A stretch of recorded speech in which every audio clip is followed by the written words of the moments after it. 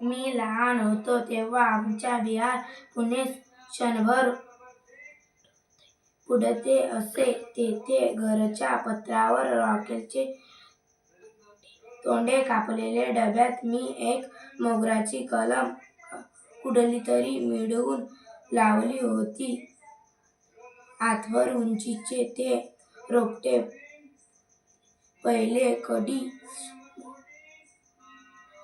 मोहरली तेव्हापासून ती फुलपर्यंत मी रोज 10 ते कुंडीपाशी जाऊन येऊन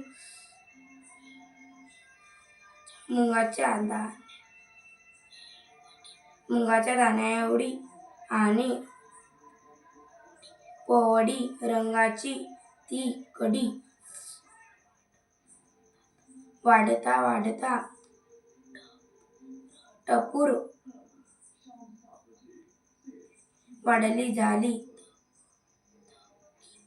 तकतकीत फोडली दिसू लागली.